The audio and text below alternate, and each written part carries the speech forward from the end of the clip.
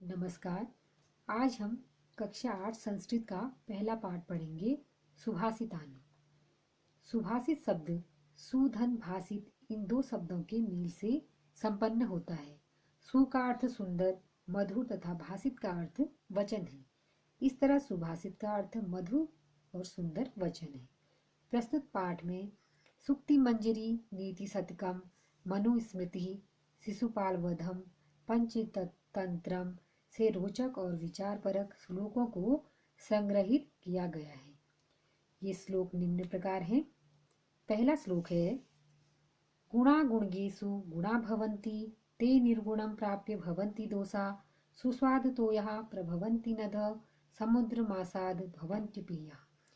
यानी कि गुणवान व्यक्तियों के गुण तभी अच्छे होते हैं जब तक कि वो बुरी संगत में नहीं चले जाते। बुरी संगत में जाने के बाद उनके गुण दोष में बदल जाते हैं। सुस्वाद तो यहाँ प्रभवंती नद समुद्र मासाद भवंती पेया।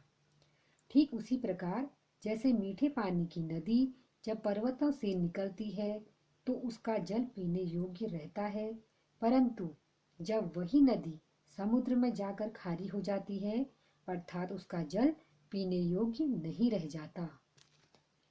अगला श्लोक है, संगीत साहित्य संगीत कला विहीन साक्षात पशु पुच्छ विषाणहीन तृणम न खादनपि जीवमान तद्भागधेयम परमम पशूनाम। यानी कि साहित्य, संगीत और कला इन तीनों से रहित व्यक्ति उस पशु के समान है जिसकी न तो पूंछ है और न ही सींग। वो व्यक्ति घास न खाते हुए भी जीवित है, परंतु पशुओं के समान ही जीवन यापन कर रहा है, और यही बात पशुओं के लिए परम सौभाग्यपूर्ण है। यहाँ एक व्यंग्य छुपा हुआ है कि यदि व्यक्ति भी घास खाने लग जाएगा तो पशुओं को तो वो घास भी प्राप्त नहीं हो पाएगी। अगला श्लोक है हमारा, लुब्धस्य नश्यन्ति न सह पिशुनस्य मैत्री नष्ट क्रियस्य कुलमर्थ परस्य धर्मः विद्याफलं व्यवस्मिन् कृपणस्य सौख्यम राज्यम प्रमत्त सचिवस्य नराधिपस्य। यानी कि लोभी व्यक्ति का यश अर्थात उसकी प्रसिद्धि नष्ट हो जाती है। लुब्धस्य नश्यन्ति यशः पिशुनस्य मैत्री और नष्ट पिशुनस्य। चुगलखोर व्यक्ति की मित्रता नष्ट हो जाती है, उससे कोई मित्रता नहीं करता। अर्थात ऐसा व्यक्ति जिसकी क्रिया नष्ट हो चुकी है, जिसके अंदर कार्य करने की भावना ही नहीं है, उसका कुल नष्ट हो जाता है। अर्थात जो व्यक्ति केवल धन के पीछे भागता है उसका तो केवल धर्म ही नष्ट हो जाता है। बुरी बुद्धि वाले का विद्याफल नष्ट हो जाता है। कंजूस व्यक्ति का सुख नष्ट हो जाता है। अर्थात एक राजा जिसका मंत्री बुरा है, जो केवल प्रमाद में डूबा रहता है, उस राजा का तो राज्य ही नष्ट हो जाता है। अगला श्लोक है हमारा, पीत्वा रसम तु कटुकम मधुरम समानम माधुर्यमेव जनयेन मधुमक्षी कासु संतस्तथैव सम सज्जन दुर्जनानां श्रुत्वा वचः मधुर सूक्त रसम सृजन्ति। यानी कि जिस प्रकार मधुमक्खी कड़वे रस को मीठे रस के समान पीकर हमें मीठा रस अर्थात शहद प्रदान करती है, उसी प्रकार सज्जन लोग अर्थात अच्छे लोग अच्छे और बुरे दोनों व्यक्तियों की अच्छी बुरी बातें सुनकर हमें हमेशा मीठे रस के समान बातें प्रदान करते हैं। अर्थात वो हमें हमेशा अच्छी शिक्षा ही प्रदान करते हैं।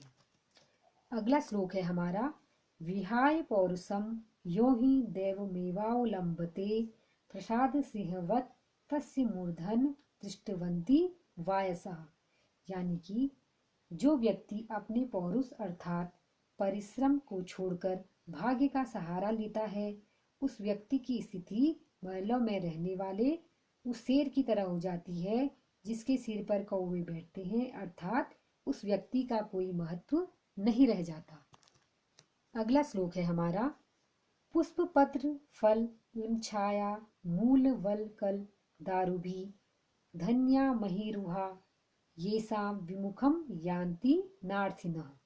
यानी कि फूल पत्ते फल छाया जड़ छाल लकड़ी आदि से युक्त पेड़ धन्य है, जिसके कारण याचक कभी भी उनसे विमुख या निराश नहीं होते। अर्थात पेड़ों के पास देने के लिए बहुत कुछ है, वे कभी भी याचक को खाली हाथ नहीं लौटाते। लास्ट श्लोक है हमारा। चिंतनीया ही विपदाम आदावेव प्रतिक्रिया न कूप खननम युक्तम प्रदीप्ते वहीना ग्रहे।